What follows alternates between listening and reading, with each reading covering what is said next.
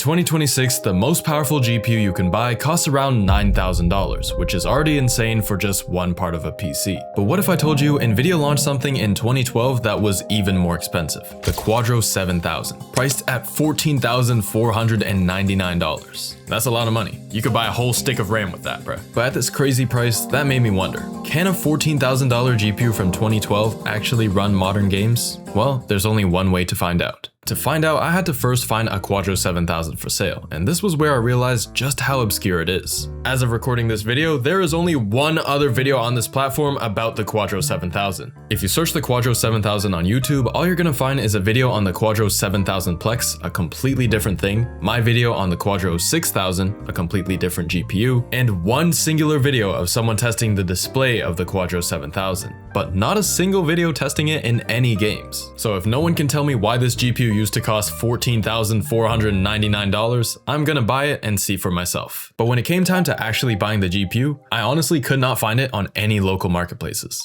I searched on Facebook Marketplace, Kijiji, and the only place I could find this GPU was on eBay. And even then, there were only 3 listings. Now you might assume that a GPU this old would be completely obsolete and worth absolutely nothing at this point, but it actually still goes for over $100 on the used market. Now I know that's like a 99% discount off the original price, but you can't tell me that $100 is nothing, bro.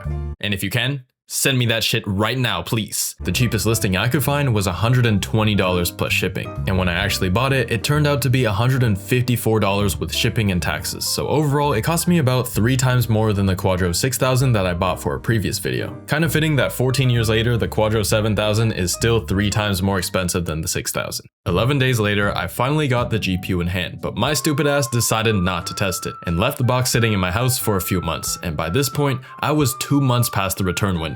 Sometimes I don't know how many working brain cells I have left. I could have easily tested this GPU, the second I got it, but I got really lazy. But because of this laziness, I'm genuinely worried if it's actually going to work at all. Now that I realized just how big a mistake I made, I wasted no time trying to get this thing to work. The only problem is that the GPU doesn't have HDMI or DisplayPort, so I can't use a modern monitor. I have to use my old LG Twin Towers monitor instead, which is weird because the lower tier Quadro 6000 had DisplayPort, even though it's cheaper and older. Don't know why this one comes with 2 DVI ports. Doesn't really make any sense to me. Anyways, I connected the DVI cable to both the GPU and the monitor, and when I first tried booting it up, it did not post. I tried a couple more times and even switched the port that I was connecting to, and still there was no display. Now I'm not new to getting old GPUs up and running, so I tried some solutions that worked in the past, like plugging in my keyboard and mouse to the case instead of the motherboard, and even going as far as to using an ancient keyboard that uses a completely different port. But even after these weird solutions, none of it made a difference. And honestly, I was very surprised because the Quadro 6000, as I said, was such an easy GPU to work with, but this one, I don't know what's going on. So there was only one thing I could think of that might fix it, and it's by changing my BIOS settings. The only thing is, I can't change my BIOS settings if I can't even boot into the BIOS. Unfortunately, my test PC just doesn't have integrated graphics, so if the GPU doesn't work, then I don't get an image, and without an image, I can't get into the BIOS. So I rebooted the PC with a different GPU just to change the BIOS settings, and by forcing legacy BIOS, I might be able to make something work. But still, it was not working. At this point, over an hour has gone by, and I was getting very frustrated. Since I bought the GPU, I've made basically 0 progress. The GPU was getting warm and it was clearly getting power, but without a display, I was starting to think that it was a dead GPU. I even tried plugging in my Quadro 6000 to pre-install the Quadro 7000 drivers, since I'd assumed that any drivers that work for the 6000 would work on the 7000, the same way that the RTX 4060, 4070, 4080, and 4090 all use the same driver package because they're all in the same generation. But either my assumption was wrong or my GPU was dead, because the solution was still not the answer. The listing didn't specifically say it was a working tested GPU, which means he could technically get away with selling me a brick. So I shot him a message asking him if he tested it, and he never replied. Normally I joke about getting scammed because it rarely happens, but in this situation, he quite literally does not have to help me because it's my fault that I missed the return window. And with it being well over 30 days since I received the item, eBay's buyer protection is not gonna help me out. Whatever the case is, I'm determined to make this video, even if it meant spending another $100 $150 on another Quadro 7000. But before I go and buy another one of these, I wanted to make sure that this one was truly a dead GPU. I mean, I only really tested it on one PC so far, and it would suck if I spent $150 to replace something that might not need to be replaced in the first place. So I tried it again, but this time on my mid-range test PC. Maybe the motherboard on the mid-range PC will act nicer with the GPU, but that was not the case. However, there's still one thing I had yet to try, and that's booting in with the integrated graphics, something that I couldn't do with the budget PC. But by turning on my PC with the integrated graphics, I could see if the Quadro 7000 would at least show up in Device Manager. That way I'll know for sure if it's a dead GPU. And somehow, what was originally an attempt to see if it was dead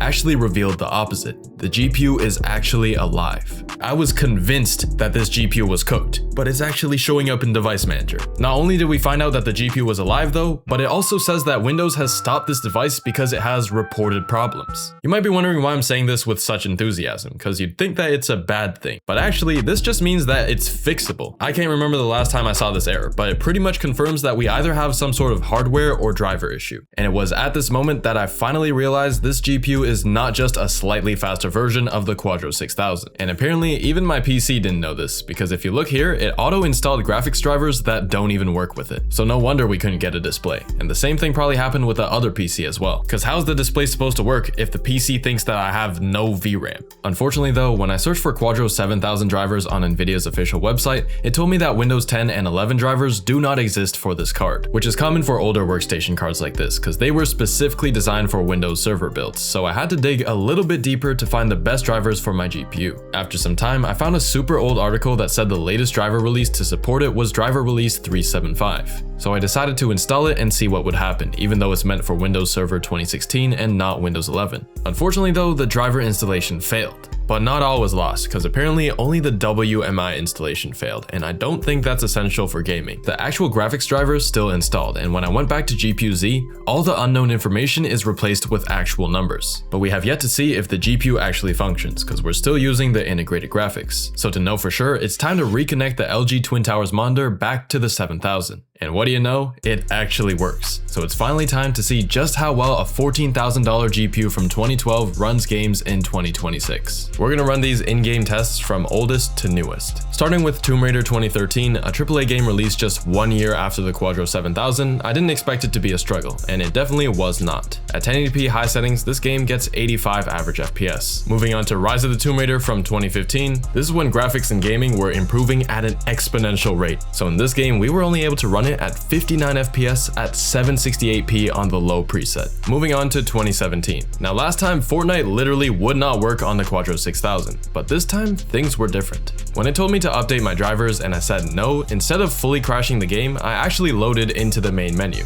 something that the Quadro 6000 couldn't do. You might think that it's because we're using a newer, more powerful test PC, but it's not like the other test PC was outdated at all. All of the specs on that test PC either met or exceeded Fortnite's recommended specs, apart from the Quadro 6000 of course, but both GPUs still very much meet the minimum requirements for the game. They're both significantly faster than Intel's HD 4000, and yet only one of them can open the game. I'm definitely gonna have to retry the Quadro 6000 with older drivers another time. With all that out of the way, I loaded up the FPS test map. It's a completely empty map and puts a lot of stress on the GPU to try and render as many frames as possible, while the CPU basically doesn't have to do anything. And on performance mode, we're getting 187 average FPS. Obviously, this CPU can do 5 times more with a better GPU, but still, this is pretty close to what my $500 laptop could do, so all things considered, 187 is not that bad. What is pretty bad is the gaming experience in Shadow of the Tomb Raider. Last time I tried running this game on the 6000, we had this really strange thing. I don't know what was really going on, but the textures were glitching out. Kind of looks like those microbots from Big Hero 6, but like 10 times more disgusting. I don't know what it is, but it kind of gives me this tingly feeling. It kind of feels gross. And I thought that was some sort of VRAM issue. I thought maybe the VRAM was like broken or something,